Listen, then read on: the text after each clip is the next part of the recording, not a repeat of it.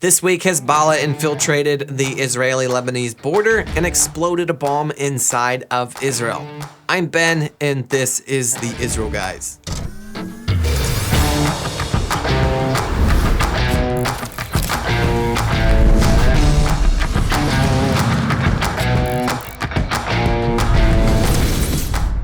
Welcome back to the Israel Guys, where we believe that in a world of Jew hatred and anti-Israel propaganda, you should have a direct connection to the land and people of Israel. Guys, if you like this content coming out every single day of the week, Monday through Friday, please don't hesitate to subscribe. Click the little bell button below, beside that subscribe button, to get notified every time we post a new video. We are coming to the States at the end of this month to hold rallies in Nashville, Houston, and Dallas. Pro-Judean Samaria rallies. We will be in Nashville March 26th, in Houston March 28th, and Dallas March 30th. We would love it if you could join us. Go to theisraelguides.com/rally or click the link in the description below to find more information on that. This week, an Arab Israeli, Sharif al-Din from the village of Salem, was driving along Highway 65 in northern Israel when a roadside bomb tragically blew up right next to his car. He was 37 miles from the Lebanese border, and when the bomb blew up, he was seriously injured and transferred very quickly to the Rambam Healthcare campus. And as of yesterday, Wednesday, he was in serious condition still. So we don't know how that's going to end up for him. I know there's a lot of people praying for his recovery. So this actually happened on Monday, and the story has not officially been released because the military had a gag order on the story as they were hunting for this terrorist that was still on the loose in northern Israel. And so the gag order was dropped yesterday afternoon, and so some details of the story were dropped along with that, although a lot of this is still fuzzy, still kind of in the gray. Hopefully more details will follow soon. So the terrorist was part of Hezbollah, a member of Hezbollah, and he infiltrated somehow, that these details have not been released, but somehow infiltrated the Israeli-Lebanese border and planted an IED next to the Megiddo Junction and exploded it just as a car was traveling by, and that car just so randomly happened to be an Israeli Arab, Sharif al-Din. So this video right here is, I believe, right after the attack happened.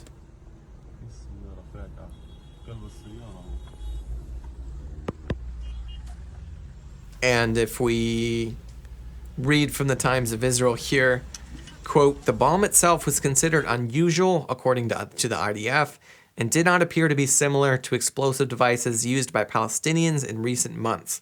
Al-Din's car that was hit by the shrapnel was around 30 meters or 98 feet away from the device." So this was a massive bomb. If you think about what it would take to put a bomb next to a junction and explode and 100 feet away, explode through the car and nearly kill the occupant of that car, almost 100 feet away. That's a massive, massive bomb. And so according to the Times of Israel, they're saying this is something completely different than we've seen from Palestinian terrorists in a while. It's kind of a whole different animal with a bomb this size and planted in a car like this. And this came as Netanyahu was in Europe this week. And Netanyahu went to Europe Netanyahu went to Europe this week to meet with European Union leaders to encourage them to take a hard line stance on Iran. Because a story was broken recently that it looks like Iran has uranium enriched up to 84% purity. And as we've seen, 90% purity is what it takes to have weapons-grade uranium, which is what you can make a nuclear bomb out of. Israel's very concerned about this, and so Netanyahu has been in Europe this week encouraging European Union leaders to take a harder stance against Iran. And so Netanyahu just announced he will be returning to Israel, cutting his visit short and returning Thursday afternoon, kind of as the situation continues to unfold. So with all that, guys, Israel needs your support right now more than ever. And if you want to come to Israel to show your support, we actually have an opportunity where you could do that. if you come to Israel, you can play your part in bringing Israel's forests back to life. April 17th through May 1st, we have a team of volunteers joining us in Israel for one mission and one mission alone: to plant trees in Judea and Samaria and Israel's biblical heartland. For 2,000 years, this area of Israel has lain desolate and barren. And even though groups have planted trees in the rest of Israel over the last 100 years, Judea and Samaria has been neglected due to political sensitivities. No more. Our mission is to plant 20,000 trees in the biblical heartland this year, and this 2-week volunteer trip will play a huge role in that. Join us for a hardworking, unforgettable volunteer experience in Israel's heartland this spring. You may be surprised how much a trip like this can change your life.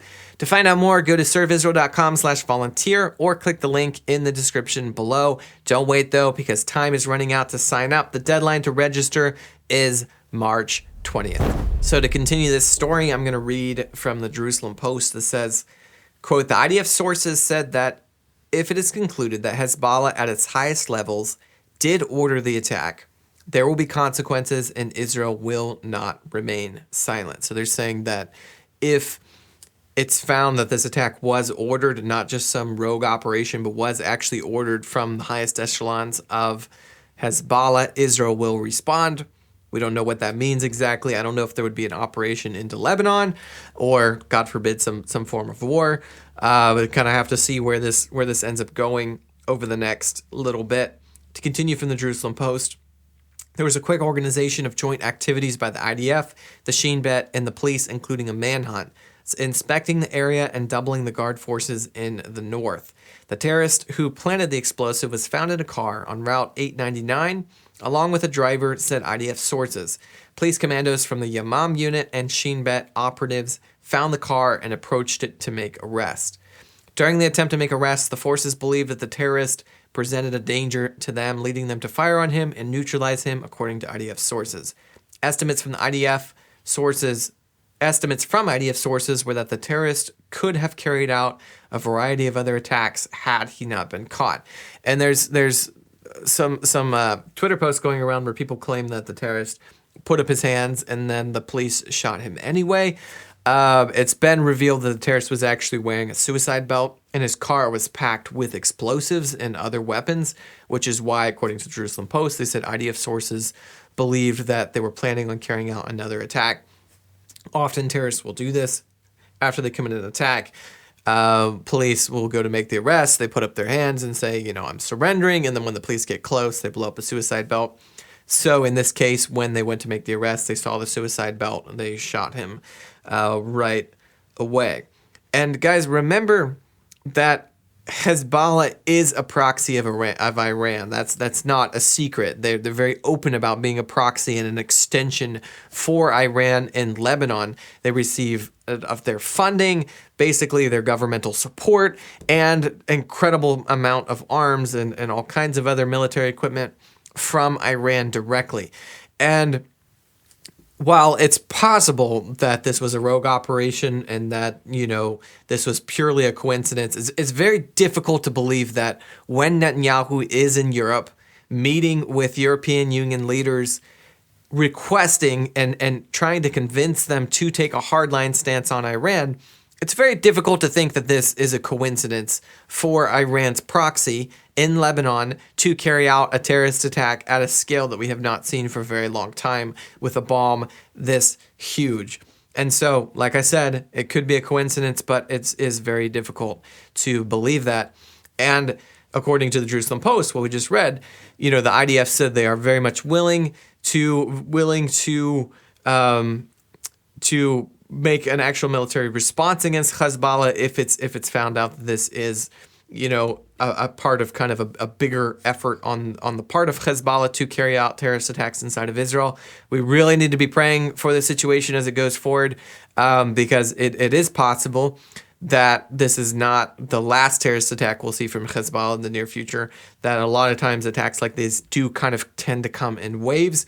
This is why security forces are all over northern Israel right now, scouring and looking for terrorists and potential attacks and trying to kind of secure the border and the situation as much as possible.